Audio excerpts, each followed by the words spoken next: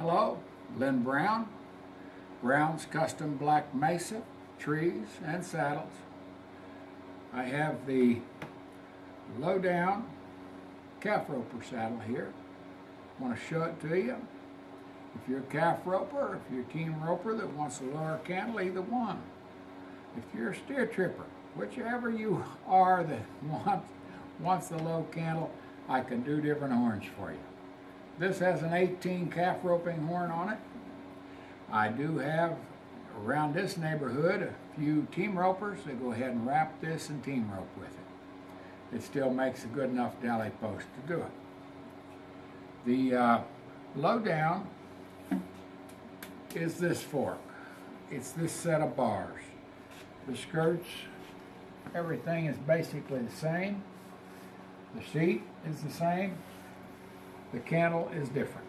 The cantle and the horn are the main differences here on the calf roper. I'll show you, this has a diamond cut tooling pattern on it. I'll show you the rigging. This is a drop yoke rigging. It's an open drop yoke. It has two layers of good skirting, a layer of rawhide that runs in between, and I pre-drilled these D-rings, so these are solid copper rivets going through the D-ring top section.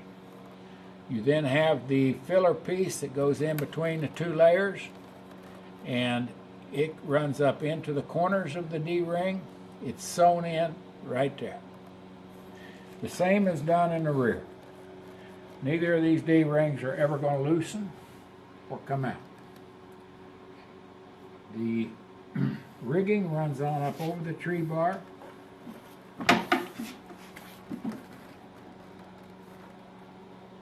And up into here, attached in here. And then your skirting is reinforced at the corners. Like most good saddles, I do not carry that reinforcement up into here. I want this to be able to move just a little bit. Skirts being able to move just a little bit. And I have a gap that runs all the way down the saddle.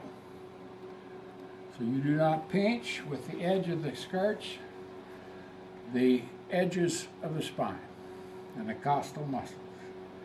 This lacing is strictly in the rear housing. That is the basics of the calf roper, the basics of a regular LowDown roper. Ugly Betty bars, the LowDown bars, all of them are set the same angle, the same width, 7 3/4 gullet right here.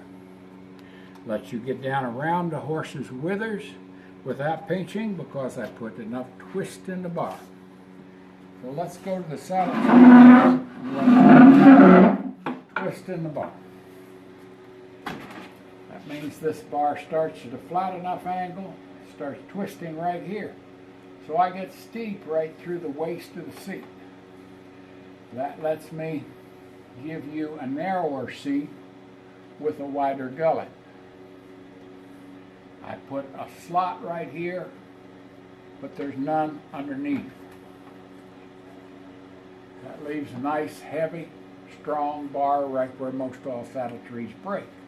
To keep from having a stirrup strap bump under there, and you have to have a nice slot under here to keep from having a stirrup strap bump, I put a stainless steel hanger with a polished aluminum loop that your stirrup straps hang from.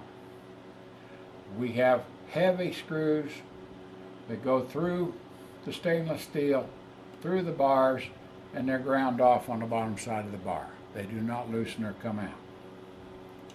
Clay Cooper had this in his saddle that I made for him in 1995 and used it for many years. A lot of people bought that saddle, including Denny Gentry that ran the Team Roping Association and started it. And Dennis Carroll that owns Cactus now, he bought 2 of them. So I've been around the roping world a little while. Building with these loops lets me put strip strap back a little further than the typical slot.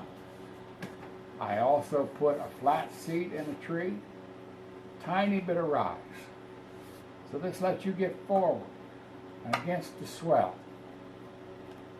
It is a balanced seat, so to speak. Same thing in the calf roper. You're riding from a good flat spot. You can get forward, you can stay there, you can sit down, you can do it just like that. The horns that I use in this saddle here, calf roper, little 18, and in the team roper are manganese bronze. You don't have to worry about them breaking. Top of the horn has a layer of cabinet grade plywood, and that's 1/4 inch thick. It's then covered with E-glass all the way around. E-fiberglass is what they use in aerospace. It's what they use in performance boats, performance skis, etc., etc., etc. Very thin, very strong. So just a little detail work that makes your saddle last a long time, keeps your horn from slipping, twisting, popping off, and so on and so forth. If your saddle maker drives enough little tacks into it and bends them over on the bottom to keep the spacers in place on the horn cover. The trees are lifetime guaranteed. We use plenty of heavy fiberglass. The 7 3/4 inch measurement right here also comes with bar to bar measurement here that's about 2 inches narrower than your typical little 6 3/4 inch gullet in typical saddle. That's why we have contact here. We have contact all the way around here.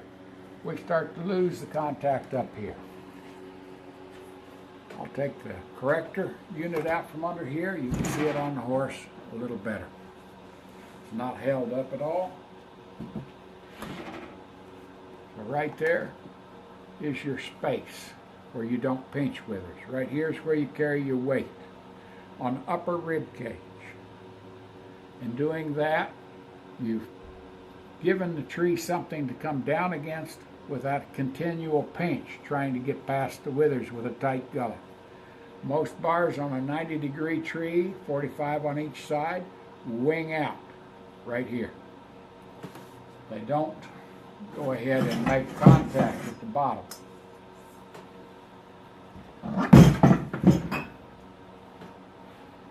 Here's your problem with 45-degree tree, and that is you're tight at the top. If you're lucky, you have contact all the way down, but most of them, because the bars are not flat, the bars curve out, they don't contact at the bottom here in the front.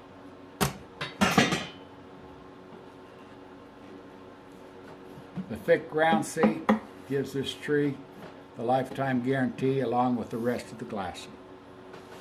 I hope you've enjoyed the presentation on the calf roper. And I've had calf ropers in here.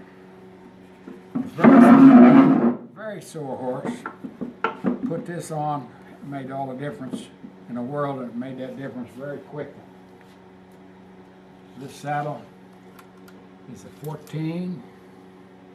It is 26.5 inches long. It's a 14-inch seat and a finished saddle. It is a 14.5 tree. It has a 10.5 inch measurement right through here. Right to here, the point of the cantle to there. 10 inches is 14. 11 inches is 15. 12 inches is 16, and so on. That's how you keep the saddle maker honest. That's how you keep the saddle tree maker honest, because they are liable to do anything to get this top measurement and give you a 13 or 13.5 down here. So you don't have a full-size saddle at all. The point of the cantle being way around here is going to bite into you, etc., etc. I know enough about tree making not to do that, and what the original standards were for size on saddle trees is right down here. Thank you very much.